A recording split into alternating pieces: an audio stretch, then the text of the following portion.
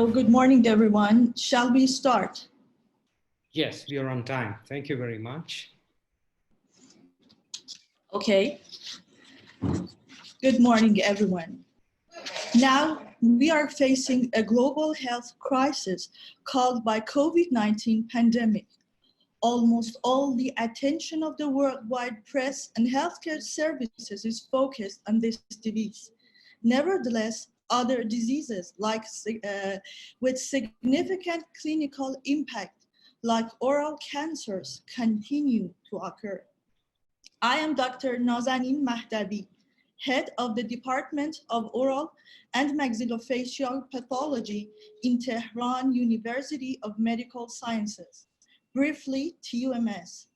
TUMS School of Dentistry is the oldest and foremost dental center in my country, Iran. And our department, as the first department of oral and maxillofacial pathology in Iran, which was founded almost 55 years ago, used to receive many cases of oral benign and malignant cases. Of course, before the COVID-19 time. During the lockdown, we had much less biopsies. And after the lockdown ends in my country, although we still have less cases than before the COVID-19 time, an increase in the number of malignant oral cavity lesions, usually with higher stages, attracted our attention. It seems that there's a greater chance for pre-malignant or early malignant lesions to be missed in the present time, so they can develop into higher stages cancers. Malignant and pre-malignant lesions. These are the topics that our two eminent lecturers are going to discuss. I'm proud to say this webinar is held in collaboration with Asian Society of Oral and Maxillofacial Pathology. Now, with honor and respect, I would like to invite the Secretary for Asian Society of Oral and Maxillofacial Pathology, Dr. Simaprit Sandhu. Hi, everybody. Good morning. And we are on the third episode of the ASOMP webinars.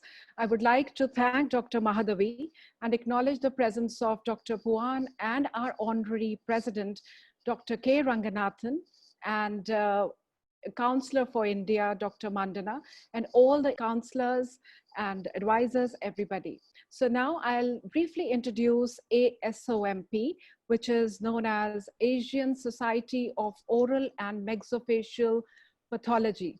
It's a non-profit organization of individuals organized exclusively for international networking, scientific, literary, and education purposes. ASOMP was established in 2003 as an academic society designed for dissemination of knowledge concerning oral pathosis. There was strive to contribute to the expansion of academics in Asia through communication, cooperation in education, research, and practice. It aims to promote the study of oral pathology and medicine, develop the treatment of oral diseases and disorders, and advance knowledge in clinical aspects, laboratory diagnosis, and research. The ASOMP is a strong council which is headed by our honorary president, Prof. K. Ranganathan. As already Dr. Mahadavi has told you, I'm the Secretary General. Past President, Prof. Roshna Zain, and advisors, Prof. Takashi Takata from Japan and Prof. W.M. Tilakratne. Now, may I request the IT team to kindly play the ASOMP video to take you, it's just about 2 minutes to praise you of ASOMP. IT team, please play the ASOMP video.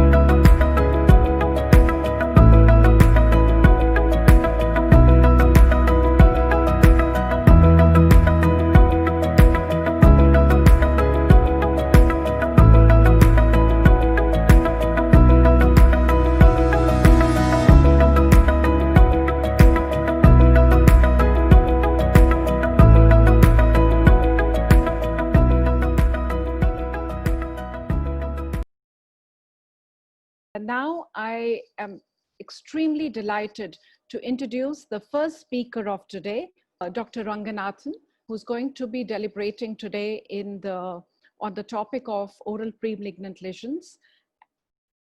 Dr. K. Ranganathan currently heads the Department of Oral and Maxillofacial Pathology. He is the Honorary President of Asian Society of Oro-Maxillofacial Pathology, Secretary-elect International Association of Oral Pathologists, past President of Indian Association of Oral and Maxillofacial Pathology, and is currently the Chair of Fellowship Committee of the Indian Association of Oro-Maxillofacial Pathologists. He graduated his Master's in Oral Pathology from Tamil Nadu Dr. MGR Medical University, Chennai, India in 1990 and did his PhD from the same university in 2010. He also has his master's degree in oral pathology from the Ohio State University. He successfully completed the fellowship exam of American Academy of Oral and Maxillofacial Pathology in 1996 and was conferred the Fellowship of Indian Association of Oral and Maxillofacial Pathology in 2010. He was awarded the Best Teachers Award in 2011 by the Tamil Nadu Dr. MGR Medical University, Chennai. He has held the posts of Secretary, IAOMP for 2 consecutive terms, Asian Counselor of International Association of Oral Pathologists, and Secretary of Asian Society, ASOMP. His field of interests include oral submucous fibrosis, HIV, oral potentially malignant diseases, and stem cell biology. The Prof has more than 151 publications and has contributed to 4 texts and has been invited to national and international lectures in the international conferences. So may we present Dr. K. Ranganathan, the Honorary President of Asian Society of Oral and Maxillofacial Pathology, to deliver the lecture on oral potentially malignant disorders. Over to Dr. Ranganathan. Thank you very much, Dr. Simmerpreet. Am I audible? Yes, sir, you are. Very Awesome. loud and clear. Yeah. Thank you very much. First, let me thank the head of the Oral Pathology Department of the Tehran Medical University, Dr. Nazim Mahdavi, and Dr. Poyan Amini Shakib. Hope I got that name right, Poyan. And for making these arrangements and hosting this webinar in these difficult times, along with the Asian Society of Oral and Maxillofacial Pathology. Let me thank Dr. Mandana Donahue and the Secretary, Dr. Simmerpreet. What you see today is hard work between these 2 members. Dr. Mandana is the counselor, Asian counselor in the ASOMP, and Dr. Simmerpreet working with their counterparts in the Tehran Medical University. Thank you very much for all the hard work. Thank you very much. I thank all the senior colleagues in the ASOMP, the council members, and the members of the ASOMP for being here this Sunday with us at this webinar, and all my colleagues from across the country and the world who have allotted their time to be with us here today for this seminar on a very, very important topic. So without much ado, let me go on to my presentation. I'm just going to share my screen.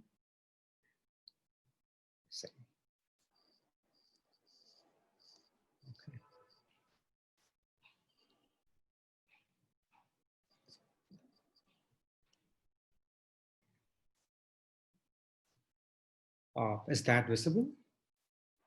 Yes, sir, it is. Yeah, Dr. Simmerpreet, if there is a lag, because I realize, there is a difference in there the is thing. a lag on paste. Just I would pace myself a little bit slowly. If you could just type in the chat box so that I'm audible to everybody and it makes there's some clarity to it. Is this okay? Is the speed okay? Yeah, this is okay. This okay. is fine. Okay, let me just stop the video here when I give my introductory slides. I thank the staff of the Tehran University of Medical Science and all the members of the Asian Society of Oral and Maxillofacial Pathology and all the practitioners, clinicians, and pathologists from India and other Asian countries and throughout the world who are here with us today. A little bit about where I come from.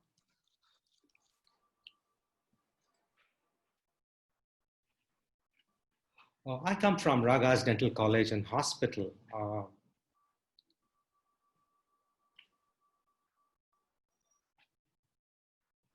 And that's the building where I work in, the top floor right there.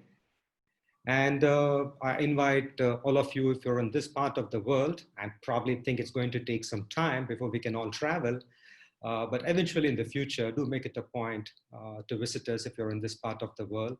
Hopefully we'll be out of this pandemic pretty soon. We are located very close to the coastline on the southern tip in the place called Chennai. And we have a lovely drive going along the East Coast, and I'm sure you'll have good times when you make it here. We are a private institution affiliated to the Tamil Nadu Dr. MGR Medical University, which is the medical university of our state, Tamil Nadu. And Raga's Dental College is a private institution affiliated to the Tamil Nadu Dr. MGR Medical University.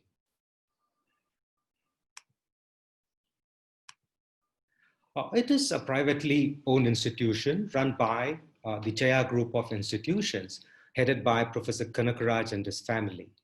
They run a plethora of institutions, and it is said that if you're so inclined, a child could join with the high school which they have and graduate from any of the specialties, humanities, engineering, dental, or nursing, and get an employment within the Jaya Group of Institutions.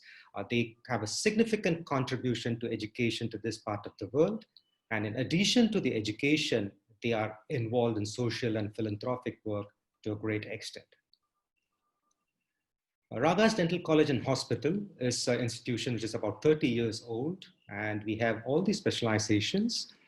And we are now currently administered by a very dynamic dean, Dr. Aragarasan. Truth be told, a lot of response which you have seen from our Indian counterparts from this part of the world is because of the enthusiasm and dynamism of Dr. Aragarasan.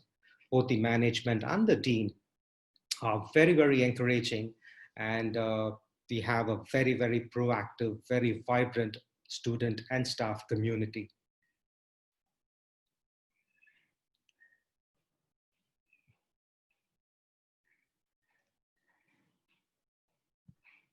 With this brief introduction of our institution, let me proceed on to the presentation today.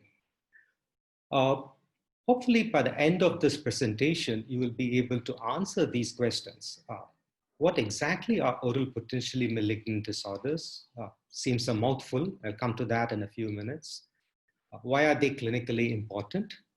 What are the features histologically? And how do you really predict which of them are going to be transformed to malignancy, which is a major concern in this part of the world? And from what I heard Dr. Madhavi say, in Iran too.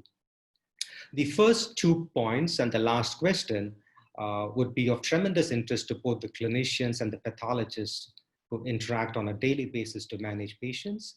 The third question, what are the features histologically, is aimed at pathologists. So if the clinicians or the practitioners need a small break, you can take off and come and join us towards the last question. Quickly, what exactly do we mean when we say oral potentially malignant disorder, or what is called as, OPMD? OPMD constitutes 4 important lesions: leukoplakia, erythroplakia, certain types of lichen planus, particularly erosive lichen planus, and oral submucous fibrosis.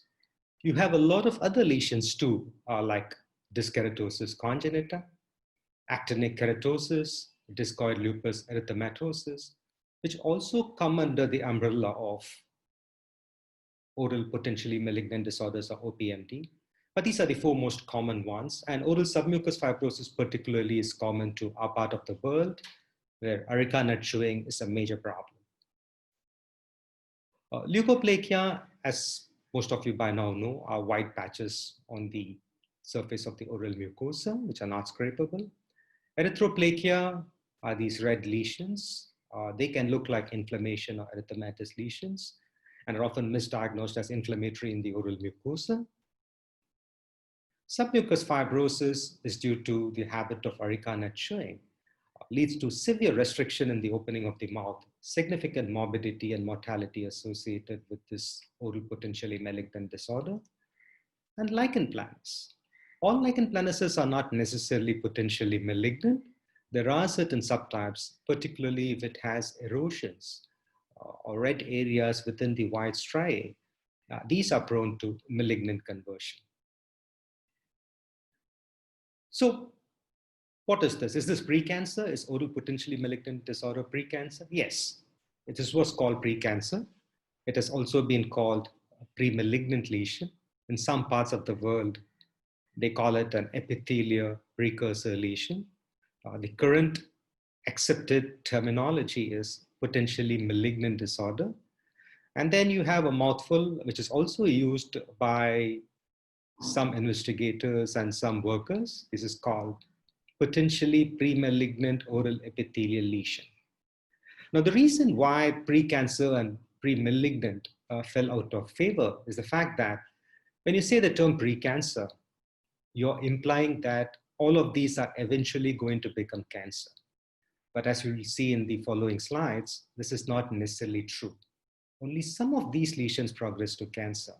And the clinical and the pathological dilemma is to find out which is becoming or which is going to become cancer and handle them aggressively, or those which are not going to handle them conservatively. But that is the most important clinical problem we face. So why is it important? It's important because if you diagnose it at this stage, either leukoplakia, erythroplakia, or submucous fibrosis, you prevent it from going to this stage where it becomes a problem to treat. And what is that to oral surgeons, dental practitioners, and pathologists? The interesting thing is most of the OPMDs precede oral cancer, at least when there is a risk or a habit-associated problem. Also, it's very important to keep in mind that what looks clinically like OPMD, either leukoplakia, lichen planus, submucous fibrosis, or erythroplakia, may already be cancer histologically. So you need to biopsy all these lesions. And this is very important for you to consider as a clinician. And adopting a wait and watch approach may be a problem in some cases. And most importantly, asymptomatic cancers are more likely to be detected in a dental setting.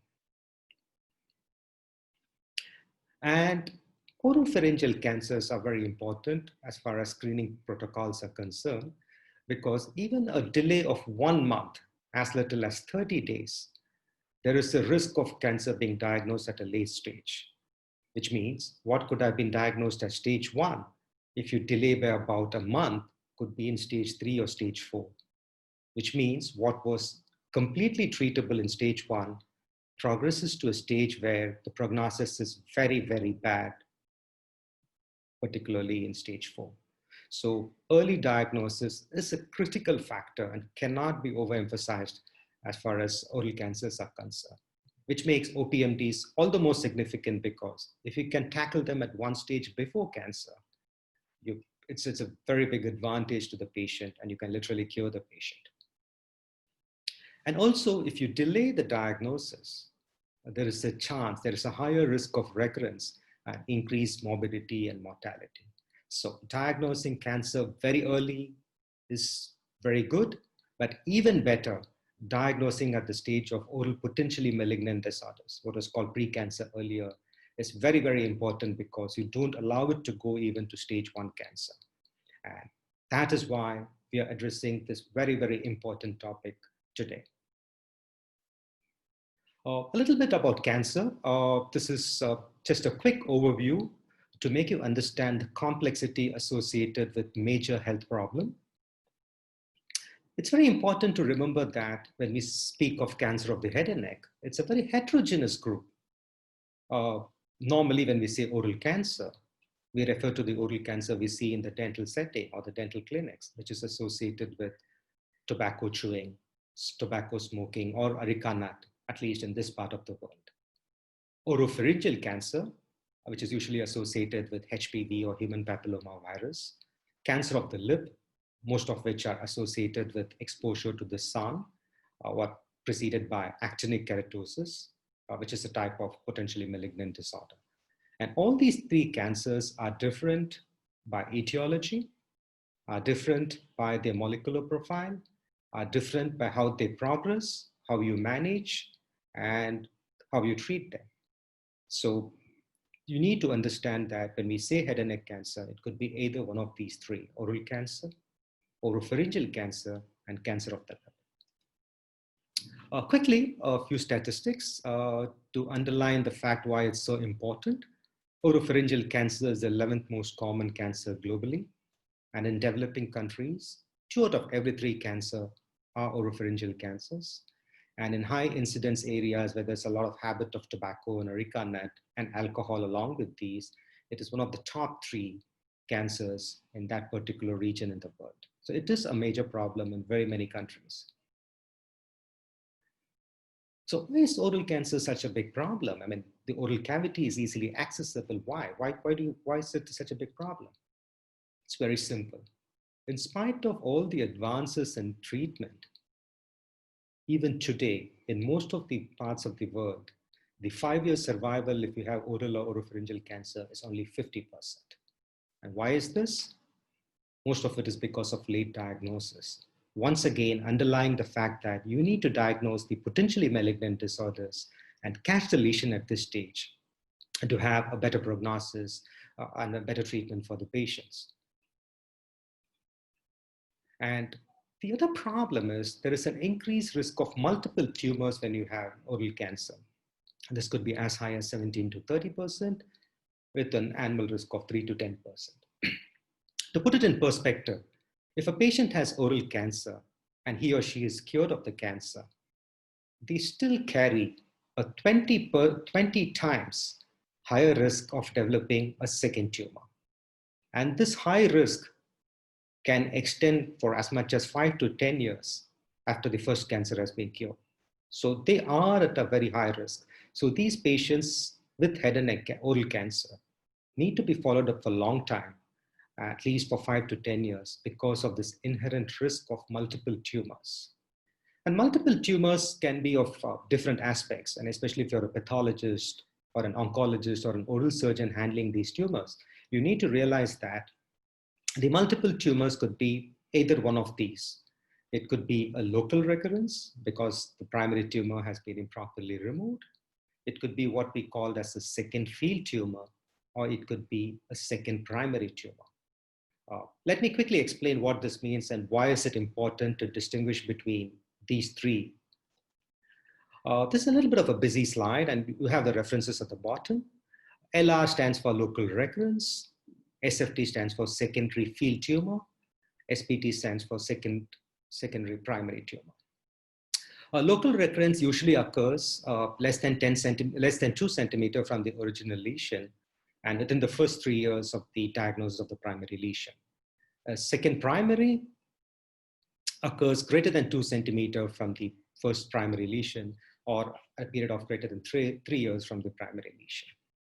Now, this is the clinical classification of local recurrence and second primary tumor.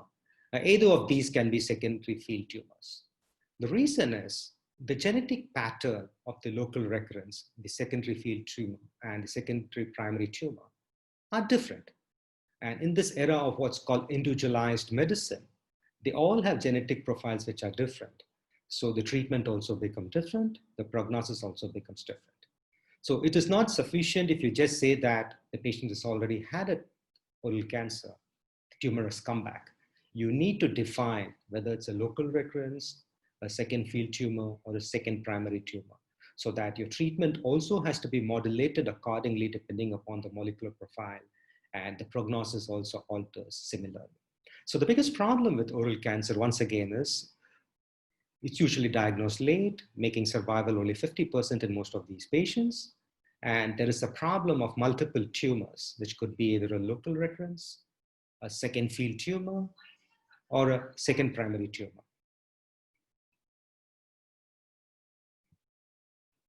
So what is this connection between the potentially malignant disorder we are talking about and cancer? So the most common oral potentially malignant disorder which you're likely to face in the clinical context is leukoplakia. So let me show you a few pictures of how they look like. Broadly speaking, you could have what's called a thin leukoplakia, a thick leukoplakia, a verrucous leukoplakia and speckled leukoplakia, then these can all look different. What you're looking at here is a, let me see if I can get a pointer. Yeah. This, you're looking at the lateral and ventral surface of the tongue. This is a thin leukoplakia. It can be very subtle, and unless you look for it, you can miss it. This is the lower lip. You're characteristically looking at a very, very thick leukoplakia. And this is a verrucous leukoplakia. If you look carefully, you can look at the verrucous surface. And speckled leukoplakia, which is a combination of white and red areas, giving it a very, very speckled appearance. So these are all different clinical presentations of leukoplakia. And then you have a more recently described entity called proliferative verrucous leukoplakia. This is from one of our referred patients recently. You have these leukoplakias everywhere in the mouth, these thick plaques. You have them in keratinized mucosa, you have them in non-keratinized mucosa. Many times they are not associated with habit, and they have a verrucous surface, and that's why it's called verrucous leukoplakia, and you excise them and they keep coming back. And these are a major problem as far as treatment is concerned. And then you have a more newly debated entity called the verrucous hyperplasia. And many clinicians look at this and immediately say that it is an oral cancer. But multiple sections of this particular lesion did not show any invasion into the underlying connective tissue. We just had pushing basement membrane. So technically speaking, it's still not cancer. And it didn't have features of verrucous carcinoma too. And so this is an entity called verrucous hyperplasia. And a lot of us are trying to get our head around this lesion and define a set of characteristics by which we can identify them clinically and histologically. So we can tell the clinician what exactly to do and tell the patient how it has to be managed. Okay, so these are the different types quickly, summarizing on them. Thin, thick and homogeneous leukoplakia, the nodular or the verrucous or granular leukoplakia, the speckled leukoplakia, the proliferative verrucous leukoplakia, and of course, the hyperplasia, verrucous hyperplasia, which I told you. But you need to understand that leukoplakias are clinical diagnosis, and these are not histological diagnosis, and no histological report should have a diagnosis of leukoplakia in it. So what exactly is it pathologically? If we talk about clinical and pathological, you're looking at a patient's mouth as leukoplakia. It is a potentially malignant disorder. So it carries a risk of malignant transformation. And so you need to investigate this. So what can it be? What can a leukoplakia in a patient's mouth be? When you submit the tissue specimen, you may get a report back calling them as no dysplasia, mild dysplasia, moderate dysplasia, and severe dysplasia. We'll talk about these in a few minutes, in a few slides from now. You need to keep in mind that what is leukoplakia can also be carcinoma in situ. This terminology has been dropped in the recent classification, and we'll talk about that too. Most importantly, what you see clinically as leukoplakia could already be a carcinoma, as I said a few slides back. So it is important to remember that what you see clinically as a leukoplakia, erythroplakia, the different types of leukoplakia, erosive lichen planus or submucous fibrosis, could either be dysplasia or could already be a malignancy or a squamous cell carcinoma, making it very imperative that you biopsy these tissues quickly and make sure that your diagnosis is, whether it's a dysplasia, whether it's a carcinoma in situ or carcinoma, so you can take steps accordingly. Now the question is this, which OPMDs will become cancer? How do you do it? How do you know which of them is going to become cancer? What do you do to diagnose them? The gold standard for diagnosis is biopsy. And there is, we could talk a whole session about this. There are different ways in which you can sample tissue. You can do a scraping of the superficial surface, which is called exfoliative cytology. You can use specialized brushes called cytobrushes. You could use an aspiration, you could use a punch, and you can use an incision. By and large, currently the gold standard is a biopsy. If it's a large lesion, you do an incisional biopsy. If it's a small lesion, you do an excisional biopsy of the potentially malignant disorder. And there is no two ways about it. And once you do that, you get back the report whether it's dysplasia, carcinoma in situ, or cancer, and you can proceed accordingly. Which comes to dysplasia. I said there are different types of dysplasia. What are these? And how exactly do we grade them? Oh, this is a very, very busy slide. And this is just to tell you that how different people working on dysplasia from different parts of the world use different systems and how they coordinate that with the treatment protocol. You have the WHO classification, and we currently use the WHO 2017 classification, of which I'll talk about a little bit in detail. There is the squamous intraepithelial neoplasia type of classification. Our ENT colleagues use what's called the Ljubljana classification. It's elegant in some ways. Then you have the squamous intraepithelial lesion. Then you have the Japanese Society use what is called the YN or carcinoma in situ classification. And what is now becoming a very popular is a so-called binary system with its different variations. I shall talk a little bit in detail about the WHO 2017 classification of the dysplasia, which is widely used in clinical practice, and we use that too.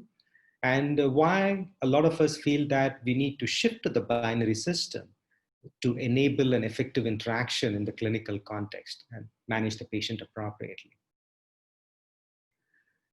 The WHO 2017 classification is based on three things: the architecture of the surface epithelium, the cellular changes within the epithelium, so-called cellular atypia, and the thickness of involvement of the surface epithelium, to what extent, to what thickness the surface epithelium exhibits the cellular atypia or the architectural changes. This is the 2005 classification, actually showing the architectural changes and cellular changes, and we have the entire list, and this is available. I'm not going to go through each of them individually, but what is important to know is from the 2005 classification, the basal cell hyperplasia and the increase in nuclear size has been removed in the 2017 classification. And so you have the 2017 classification with those two entities removed, which is basal cell hyperplasia and alterations of nuclear size. And you have one architectural change incorporated, which is called the loss of epithelial cohesion. So that has been incorporated into the architectural changes, excuse me. And these are the current features we use to diagnose dysplasia. The architectural changes include changes in stratification, a loss of polarity, the shape of the rete ridges, the presence or absence of normal and abnormal mitosis, the premature keratinization and keratin pearl formation, along with the loss of cohesiveness of the epithelial cell. And the cellular changes include alterations in different ratios and individual changes. I said the WHO 2017 classification uses architectural changes, cellular atypia, and the thickness of the epithelium. So if these changes, the architectural and cellular changes are restricted to the lower 1/3, we call it mild dysplasia.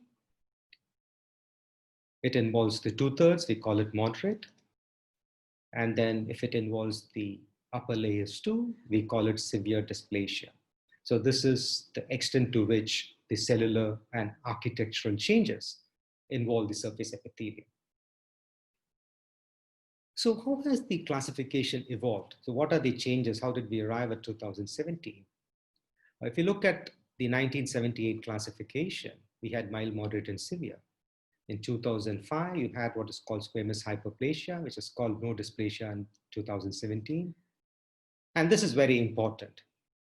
We had two classifications, severe dysplasia and carcinoma in situ in 2005. And that has been eliminated to call it as, so we call it now severe dysplasia. So we have no dysplasia, mild, moderate, and severe dysplasia. And you're likely to get one of these when you submit a leukoplakia for a biopsy report. So this is fine. I mean, you have dysplastic changes, and it makes sense to tell that if the epithelium has got severe dysplasia, they have a higher risk of transforming into malignancy. If it is milder, the lower risk. So where exactly is the problem? The problem is there are a lot of difficulties in diagnosing a dysplasia by the pathologist. And what exactly is the difficulty? Let me show you two examples which highlight this problem. In this particular case, you have severe architectural change restricted to the lower 1/3. And the cellular tipia is moderate. So the cellular changes are moderate. However, the architectural changes are severe and it is restricted to lower 1/3. So by definition, it should be mild dysplasia. But when you combine all the three features, including the cellular atypia, the pathologist may be inclined to call it a moderate dysplasia. Though technically, if it's according to the classification, if it's restricted to the lower 1/3, you need to call it as mild. So this can be an issue, one issue in diagnosing dysplasia. Now, if you take this example, the architectural change is up to the middle 1/3, and there is severe cellular atypia. Because it's up to the middle 1/3, you need to call it moderate. But because of the severity of the cellular atypical changes and the reduction in the thickness of the epithelium, it will be called severe dysplasia. So now you see where the problem is in rendering a report of dysplasia. Though the definition is very clear, you use architectural changes, you use cellular atypia, and the thickness to which these changes occur.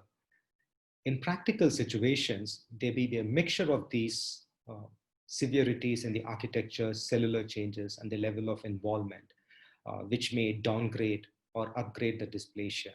And you may have to treat it accordingly.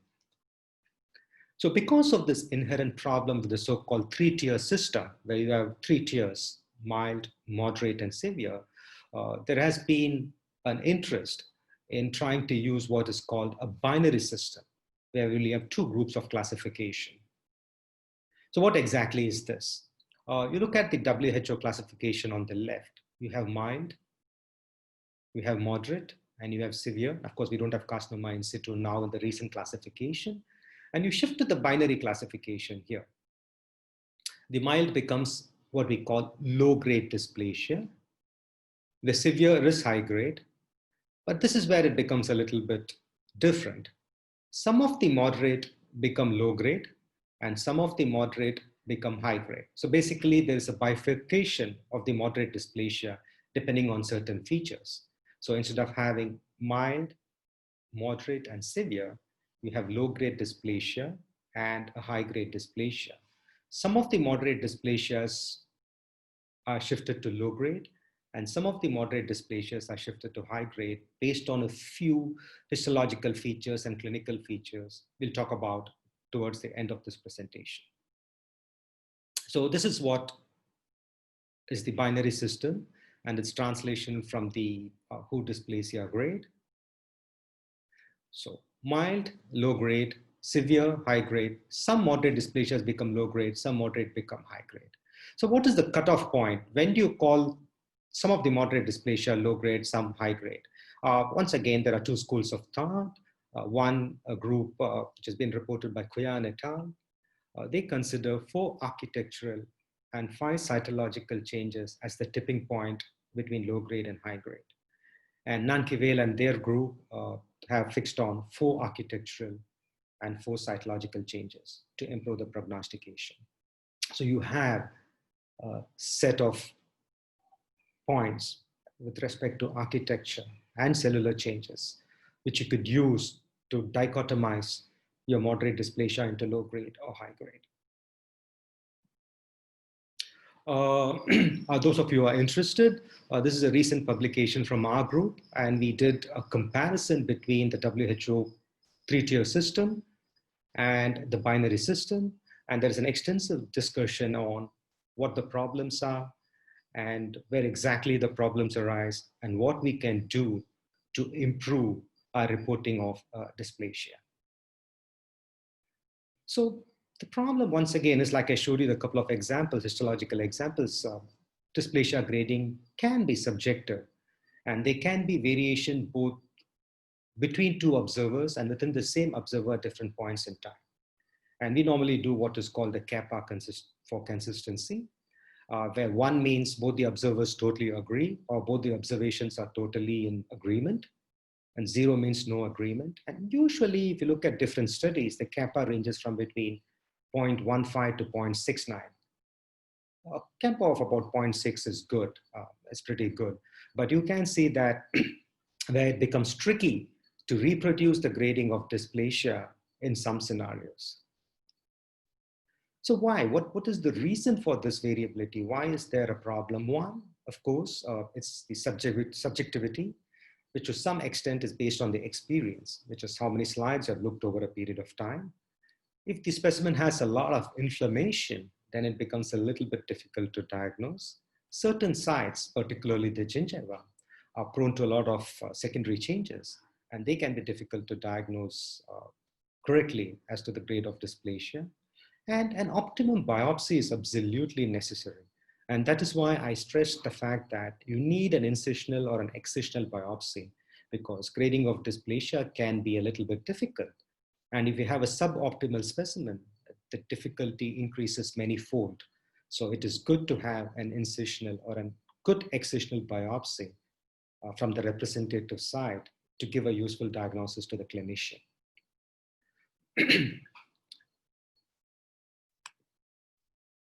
Okay, sorry about that. What is the solution to this subjectivity? What is the, excuse me. What is the solution to this subjectivity among pathologists? Do we have an answer to this?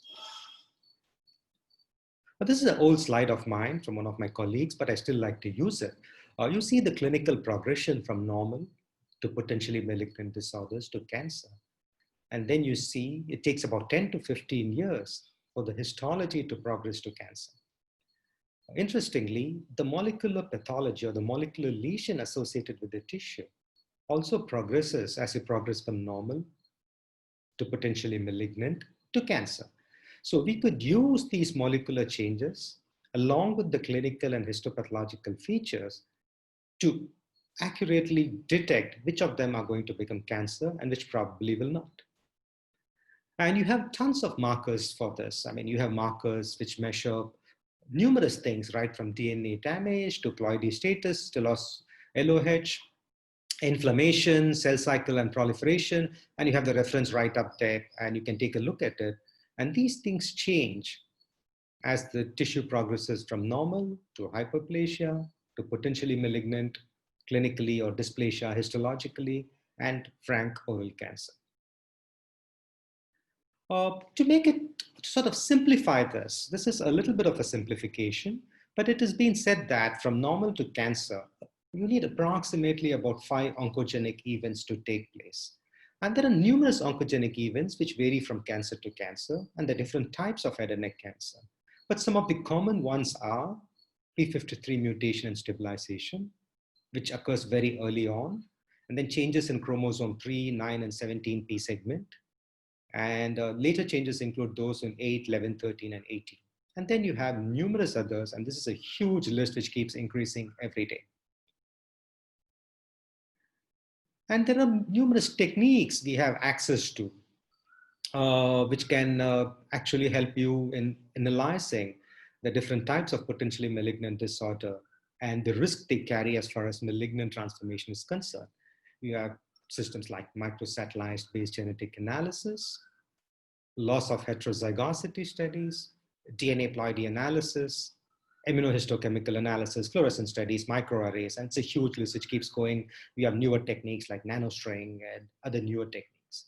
But 2 techniques which have shown good promise and which can probably use routinely in the clinical context are loss of heterozygosity and DNA ploidy. We'll talk about this for a few minutes. This is one paper by Kip and his colleagues. This is an interesting paper where they have used loss of heterozygosity. They used what is called fluorescent capillary electrophoresis. And they used a few specific markers. One marker on 9p, another marker on 3p, another marker on 17p. So they did a LOH study of this. If there is a retention, they did a 3p marker study. And if again there is a retention, they classified it as low risk, and MR stands for molecular risk. If there was a loss of heterozygosity in chromosome 9, they went ahead and did a 17p marker. If there was a retention, they called it intermediate risk. And if there was an LOH or a loss of heterozygosity, they call it a high risk. So you could use LOH along with your clinical features, along with your histopathological feature of dysplasia. You could do a LOH study, which is feasible if you have it available at your center, and further stratify the dysplasia as low risk, intermediate risk, and high risk, depending upon the LOH profile of the potentially malignant disorder. Another interesting tool which has caused a lot of excitement, was used a few years back, fell out of use because of certain controversial reasons, and is again making a comeback, is the use of ploidy analysis. And this is very exciting, and this could prove a very, very useful tool in the near future in our prognostication of potentially malignant disorders. Now this figure, and this is the article, you have the quote on the left by Van Zyl and his group. This is a case of moderate epithelial dysplasia. The DNA content was diploid, which means the risk is relatively less for malignant transformation. This is a mild dysplasia with aneuploidy, which means it carries a higher risk of malignant transformation. So you have moderate with diploid status, and you have a mild with an aneuploid status. So the mild with an aneuploid status has got a higher risk of malignant transformation. So now you see how you could club your dysplastic features along with the molecular lesion. You may not be able to use it alone as a standby measure. You could club it with your clinical, the histological rating, be it the 3-tier or the 2-tier system, and then use techniques like LOH and ploidy analysis to come to a judgment as to how you need to approach that particular lesion. And once again, here you have a moderate dysplasia with aneuploidy. So if you have two cases, one patient with a moderate dysplasia with a diploid status, another patient with a moderate dysplasia and aneuploid status, you need to treat the second one more aggressively with a more aggressive follow-up and a management protocol. It's important to not lose sight of the fact that we keep talking about genetics, but there are things called epigenetic changes, and there is a lot of excitement growing as far as epigenetic changes in oral cancer is concerned. And this deals with heritable alterations in gene expression, unrelated to change in DNA sequences or DNA mutations. This could include things like DNA methylation, histone modification, ATP-dependent chromatin remodeling, and the so-called non-coding RNA-mediated gene silencing, which is receiving a lot of attention. This is once again the same reference from previously from oral and maxillofacial pathology, and this is a summary of the molecular markers. Another term for potentially malignant disorders, the PPOALs. I want to draw your attention to the fact that what you see within the box are all epigenetic changes, which include DNA adduct formation or methylation, histone modifications, and microRNAs. And this list is growing every day as more and more investigators are working on this field. So it is important to keep in mind that not only the DNA alterations like LOH and ploidy are important, but epigenetic events may also be significant in different aspects of our and studying and managing the potentially malignant disorders.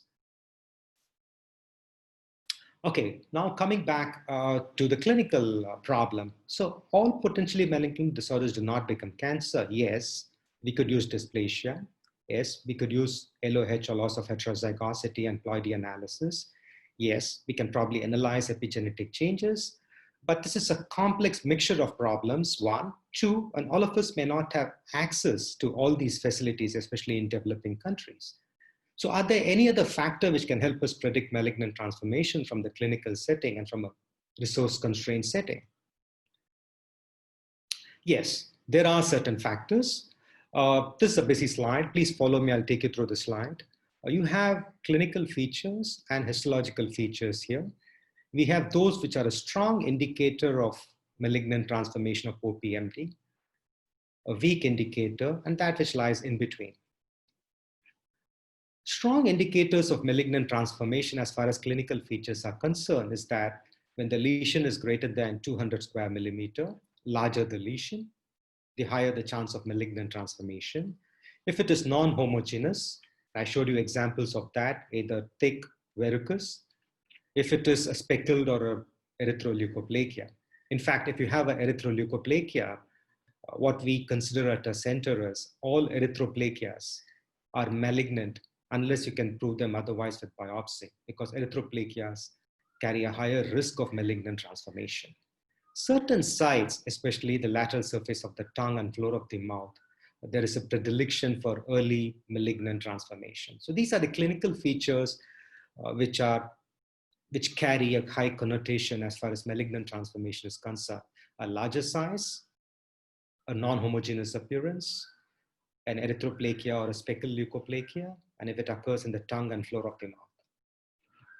A medium risk predictor is in the female gender, and if the patient is greater than 50 years.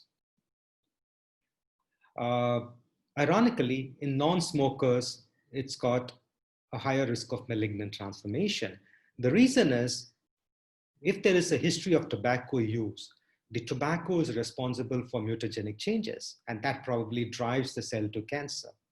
Whereas in the case of a non-smoker, there is no obvious risk factor. So probably the patient has an inherent disposition for spontaneous mutation or other factors which is pushing the cell towards a malignant transformation. So that's probably the reason why non-smokers have a higher incidence of malignant transformation of the potentially malignant disorders. And this is a no-brainer as far as histology is concerned. In the 3-tier system, if the dysplasia is severe, it's got a higher risk of malignant transformation. Or if you're using a 2-tier system, if it is a low grade or if it's a high grade or a high risk lesion, then it carries a higher risk of malignant transformation. Now, this is interesting. HPV positivity is intimately associated with prognosis, not so much so in oral cancer, but in oropharyngeal cancer. It's very important. And like I said in the last few slides, ploidy analysis and loss of heterozygosity of multiple genes could also be a good predictor of malignant transformation in potentially malignant disorders. Okay, let's quickly talk about HPV, and we need to get this out of the way. The first thing I need to tell you very clearly is that oral cancers by and large are not associated with human papillomavirus. And if you remember the first few slides, I said head and neck cancer are heterogeneous. You have oral cancer, you have oropharyngeal cancer, and you have cancer of the lip. It is the oropharyngeal cancer which has got a high association with human papillomavirus. This is a nice article, a recent article for reference by Lewis et al. In the Archives of Pathology Lab Medicine. It sums up a lot of the studies. They sum up about 2,200 peer-reviewed articles, and they have about 14 recommendations. I'm not going to go through all the 14 recommendations, but a few which may be clinically relevant. The first is high-risk HPV, that is for HPV 16 and 18, testing is mandatory on all newly diagnosed oropharyngeal carcinoma. So if a patient presents with oropharyngeal carcinoma, it's imperative that you do a HPV testing. A high-risk HPV testing is not necessary for non-squamous carcinomas of oropharynx or non-pharyngeal carcinomas of the head and neck. So in these situations, you do not have to do a high-risk HPV testing. And this is an interesting conclusion of the 14. P16 overexpression is strongly associated with transcriptionally active high-risk HPV. So you can use P16 immunohistochemistry as a surrogate marker for HPV infection in oropharyngeal cancer. So instead of looking for in situ hybridization of HR-HPV, you could do a P16 as a surrogate marker in oropharyngeal cancer. And for HPV, high-risk HPV positive or P16 positive cases, the tumor grade or differentiation is not necessary for planning a treatment. So once they are HPV positive, especially the high risk and the P16 type, they usually have a better prognosis, and usually you have a standard set of operating procedures in different institutions. So you need not necessarily fall back on whether they are low grade, moderately differentiated, high grade or not. So you do not necessarily have to do the differentiation status or the tumor grade in these patients. These are the 4 important take-home messages as far as HPV is concerned. Quickly, something I grabbed in the news recently. In fact, you have a non-valent vaccine for oropharyngeal head and neck cancers caused by HPV, and that's been FDA approved. So HPV is important in oropharyngeal cancers. All this is fine. We looked at the different types of leukoplakia clinically. We looked at the risks of malignant transformation. We saw the 3-tier and the binary system of classification. We saw how molecular analysis could help you overcome the dilemma of which is going to malignantly transform and which is less likely to. We touched upon the significance of HPV infection, but how do you put all these together to manage these patients clinically? Now, this is a nice clinical flow chart published in JADA. It's a busy slide. Let me just take you to the highlights. This is the clinical pathway for evaluation of potentially malignant disorders of the oral cavity. You have 3 groups. One, where there is no clinically evident lesion or symptom. Then you have a group where a clinically evident but seemingly innocuous lesion. What exactly do you do? And then you have a clinically evident suspicious lesion. Either it's a potentially malignant disorder or a malignant disorder. My point to highlight is this. If you have a clinically evident lesion, which falls under the PMD subgroup, you need to perform a biopsy or at least refer them to a specialist. This once again because what seems like a leukoplakia, which is the most common type of potentially malignant disorder, when you take a biopsy, it can come back as node dysplasia, the different grades of dysplasia, or a squamous cell carcinoma, and this cannot be overemphasized. And this is a very interesting slide by Professor Spite and his group from the O, some 4 rows, of course. It puts together all that we have discussed so far, the history of the lesion, what exactly should you look for during examination, and what you look for in the biopsy. What are the signs of suspicious oral lesion? And we discussed that there's a difference between the male and female, age greater than 50, a non-smoker, a persistent smoker, and sites like tongue or floor of the mouth. And if it is erythroplakia, you straight away go to biopsy, and that was the point I was trying to make. You don't look for anything else. If it's a leukoplakia, you look at the different types, homogeneous or the different types. If it is verrucous or speckled or proliferative verrucous leukoplakia, then you definitely need to biopsy. If it is very mild and homogeneous, associated with a habit, many a times we ask the patient to discontinue the habit, wait and watch periodically. And if there is any transformation, then we go ahead and do the biopsy. So this algorithm puts together the features which you get in the history and the type of lesion when you examine them clinically. And once you biopsy them, how you would stratify them as mild, moderate, or severe, and then low risk or high risk, depending upon the clinical features, or if you have access, depending upon the molecular lesions associated with the potentially malignant disorder. The idea of all this is very, very simple. Instead of treating all patients with surgery and radiation, you're moving towards the era of individualized therapy.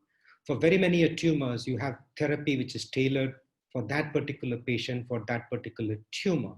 And you have what's called healthy to cancer to survival. And there are many factors involved. You have chemoprevention, which is taking a big step. And this is what I'm talking about. You have risk stratification in clinical trials. You have what's called personalized therapy and personalized follow-up. These take into account not only the clinical features, not only the histological features, but also the molecular features of the lesion and the genetic makeup and the epigenetic makeup of the tumors. So when you combine all these together and then you work with different teams in the oncology department, the clinical, the pathological, and the oncosurgeon, or the radiotherapist or the chemotherapist who's handling the case, then you can stratify each of these patients into a particular group to provide optimum, personalized, specific therapy for that particular head and neck cancer for that particular patient. Let me stop here and thank you all for your undivided attention. Over to the administrators.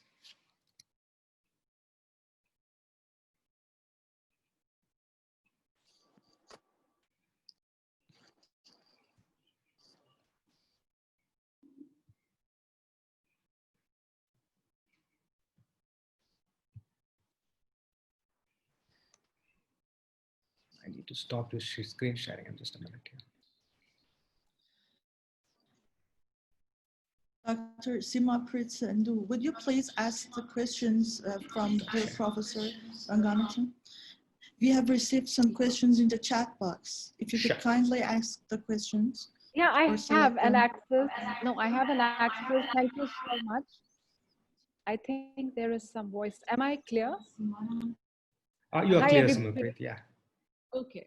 And thank you, Dr. Ranganathan, for such a beautiful insight into what is a very, very tricky-some lesion. And there are loads of questions, there are loads of compliments for the wonderful presentation. Thank you for enlightening us. Now, the first question, if with your permission, do I start the question and answer round, sir?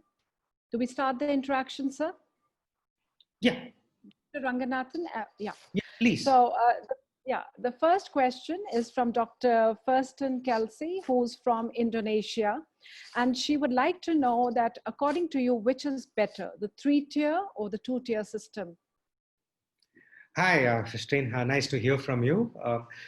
That's a loaded question, if I may say so. We currently use the WHO 3-tier system. It looks like the 2-tier system works a little bit better. And what we are trying to do is, and that was why we did the particular study in a multi-center, we are trying to validate. And what I would strongly encourage is if different people in different centers have the patient's longitudinal records and you compare the binary and the 2-tier system, maybe by the time WHO comes for the next round of classification, the 2-tier system would become established. And in fact, WHO on their 3-tier system, there's a comment which says that the 2-tier system should be validated so we can move towards the low risk and the high risk lesion. So to answer your question, the 2-tier looks to be better, but currently we use the 3-tier system. And the reason is it needs to be validated. It hasn't been around as long as the 3-tier system. So we're still comfortable using it.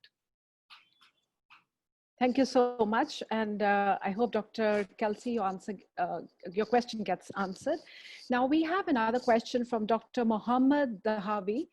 And he's asked that the combination of dysplasia and lichen planus resulted in so-called lichenoid dysplasia. Now, it was not accepted in medical medium. What is your view about diagnosis of lichenoid dysplasia? Should the term be used or should we just use the term dysplasia? Yeah, that's a very good question. You know, that's why the slide in which I showed you the oral potentially the different types of leukoplakia, I made an allusion to the fact that it's a clinical diagnosis and dysplasia is a histological diagnosis. Okay, now this came about because you had lesions which look clinically like lichen planus, but when you, excuse me, when you biopsy them, it becomes dysplasia. So they should be treated as dysplasia. If you're calling it lichenoid dysplasia, or just dysplasia, probably we are splitting hairs, but they should be treated as dysplasia. And the reason why lichenoid dysplasia falls out of favor is because it actually doesn't tell the clinician what to do, whether to treat it like lichen planus or dysplasia. And this is once again the reason why, at least what we do at our center, we work with the clinicians and the surgeons very closely and look at the lesion. And if it is clinically predominantly lichen planus, and I did make a mention that sometimes dysplasia can be tricky when there is a lot of inflammation. So in lichen planus, there tends to be a lot of inflammation. And so you may misdiagnose dysplasia. So to cut a long story short, what we do is if you see a lichen planus clinically and evidence of dysplasia, we do a few treatments. In a lot of our patients, we have candida infection. We treat for candida. A lot of times the lichen planus lesion sort of resolves by itself. Then we come back and if clinically the lesion has resolved, we just follow up the patient. But even after the therapy, if the lichen planus still persists and if it is dysplasia, we treat the patient like a potentially malignant disorder and move on. Host has muted me. Yeah. So there is another question by Dr. Dipanshu Agarwal. And he wants to know that he just has one marker facility that is P53 in his department. And he wants to know, how do we harness potential of P53 marker in diagnosis along with histopathology in cases of dilemma? So how can he make maximum use of P53? Yeah. Yeah, that's a good question. You know, the fundamental caveat in immunohistochemistry is never use one single marker. I do realize the limitations we are working under here, but using a single marker is very, very difficult. I mean, we have a sort of statement we make when we do immunohistochemistry. There is no single marker which can tell you differentiate between a benign and a malignant lesion. Of course, you can look at proliferation markers and things like that, but it's not a single marker. So P53 is a good marker, but by itself, it has got a very limited potential in prognostication. So you may have to club it with other markers. It's at this point in time, that is the scenario. So one very common question, and we've tried to, write it from everybody, is what is the difference between erythroplakia and erythematous candidosis? So a lot of people ask this question. So just wanted to take your views, and that's the last question. Yeah. Yeah, this is a little bit difficult because, and it's a good question too, because both of them look red in color. Because erythroplakia can be red, and erythematous candidiasis is also red in color. And erythroplakia is cancer unless otherwise proven, and erythematous candidiasis can be treated quickly. One point is the location. Usually the erythematous candidiasis is in the palate and on the dorsal surface of the tongue, or on both the sides, what we call the kissing lesion, though it can occur in other parts of the body. 2, the history. It's usually of a shorter duration. 3, it is usually associated with burning sensation, candidiasis, but sometimes erythroplakia can also be associated with the burning sensation. Then you could do what is called, when we talk about candidiasis, we talk about 2 things. We call a presumptive diagnosis and a definitive diagnosis. You could always do a smear and look for candida, but very many a times from the palate particularly, even if you do a smear, you may not get candida in the culture. So what you could do is you could treat the patient for candidiasis, which is a non-expensive, safe, relatively safe, quick treatment. So within a week, if it is erythematous candidiasis, it will resolve, and erythroplakia will not resolve. That's the 4th point. And final point is, of course, look for features in the patient which could predispose them to candidiasis. So you need to club all these together to differentiate between erythroplakia and erythematous candidiasis. And that's a very good question because it's a clinical dilemma which you may face, though not often. It can be tricky to handle. Thank you so much. And with regret, I would like to close the question and answer interaction round here because we're running out of time. We have one more speaker, and all the other questions will be, we'll pick up the questions and we'll mail them to Dr. Ranganathan, and he shall get back to you. And thank you so much. Now, may I request Dr. Mahadavi, who's the head of the Department of Oral and Maxillofacial Pathology at Tehran University of Medical Sciences, to facilitate our speaker, Dr. Ranganathan, with the e-certificate. Over to Dr. Mahadavi. Thank you very much, Dr. Sandhu and Dr. Ranganathan, for your great presentation. It gives me great pleasure to be here today and listen to your informative lecture. Thank you very much, Dr. Sandhu and Dr. Ranganathan, for your great Ranganathan. I'm honored. It gives me great pleasure to certificate and listen on behalf of the lecture. Thank you very much, Dr. Thank you. Thank you. Sandhu and Dr. Ranganathan, for your great Ranganathan. I'm honored. It gives me great pleasure to certificate and listen on behalf of the lecture. Thank you very much, Dr. Thank you. Thank you. Sandhu and Dr. Ranganathan, for your great Ranganathan. I'm honored. It gives me great pleasure to certificate and listen on behalf of the lecture. Thank you very much, Dr. Thank you. Thank you. Sandhu and Dr. Ranganathan, for your great Ranganathan. I'm honored. It gives me great pleasure to certificate and listen on behalf of the lecture. Thank you very much, Professor Ranganathan and Professor Sandhu. So now I would like to invite Professor Dr. Amini Shakib, Associate Professor in Oral and Maxillofacial Pathology in Tehran University of Medical Sciences and Vice Dean for International Affairs of School of Dentistry, TUMS, to give his lecture with the topic of oral squamous cell carcinoma from diagnosis to the reporting. Please welcome, Doctor. Okay, hello everyone. Do you have my voice? Yes, yes.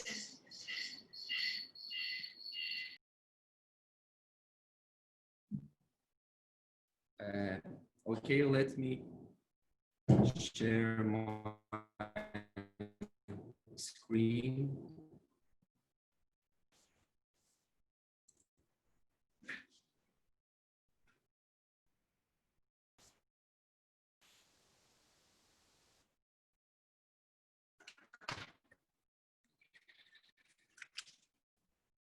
Okay, hello everyone.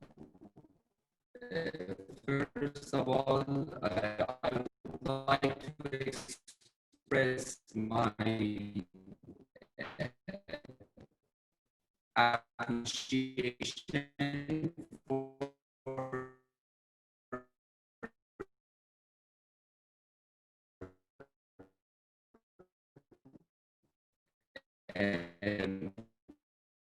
arranging such